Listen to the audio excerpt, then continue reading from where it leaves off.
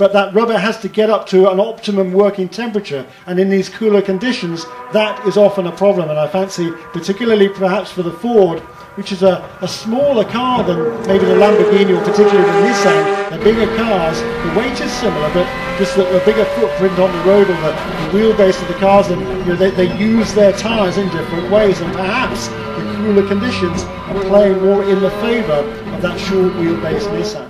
Yeah, and it's. I know there was a lot of complaints, for example, from the Aston Martins in Abu Dhabi. They were really struggling. The tyres were not lasting very long, because obviously the car is very heavy on the tyres. But of course they've come here to Silverstone, much cooler conditions.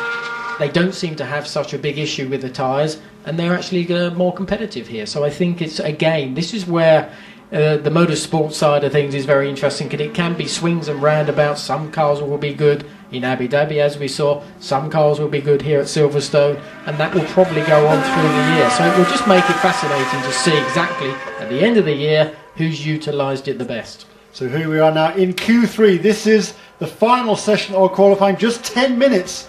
And it's now the original drivers back behind the wheel of these final 8 cars that will make up the front 4 rows of the grid in this afternoon's qualifying race, a 1 hour qualifying race that will take place this afternoon at 5:15. And we've got just 8 cars, just 10 minutes. That's not a lot of time. They only have time for 4 or maybe 5 laps at the most to set that time and try and get themselves on that coveted pole position. Yeah, and it's going to be very important, obviously, to get a clear run. What's interesting here, you've got the 2 Lamborghinis running together. The car behind, in some respects, is possibly going to benefit more because of the way this circuit is, with the long straights that we have. He can slipstream the car, he can gain more speed down the straights, which is like free time. But if he gets a bit too close, obviously then he was going to find it more difficult, because he's going to start being held up. So he's, as you can see now on the screen, he's getting probably a bit too close, because he's going to lose out. He looks quicker, but he's not going to be able to pass that car, because he is on the qualifying lap as well. With that big rear wing on the car, it creates kind of a low pressure area behind the car, and as you say, you talk about the slipstream. If you're following the other car, you get sucked in that low pressure area and you pick up straight line speed. But as you say, you've got to be careful you don't hold up the other car through the corners. These are teammates working together, the 2 Lamborghinis.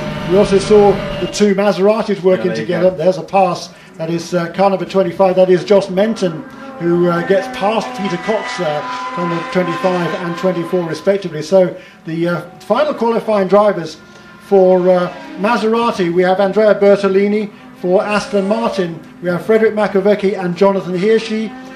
For Nissan, we have Warren Hughes and Michael Krum. And for Lamborghini, we have Peter Cox and Josh Menton.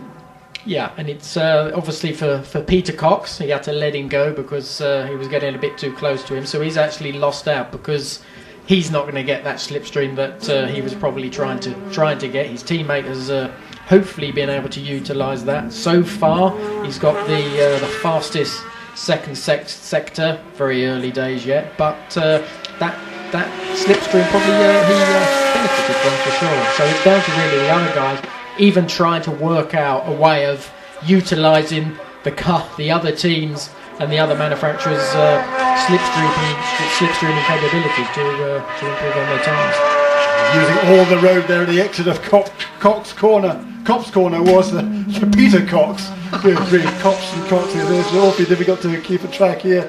But there comes across the line is the number 1. It's Andrea Bertolini now back at the wheel of the Vitaphone Maserati. He is on a hot lap. Across the line he goes fastest for car number 1, Andrea Bertolini. 2 minutes, .036.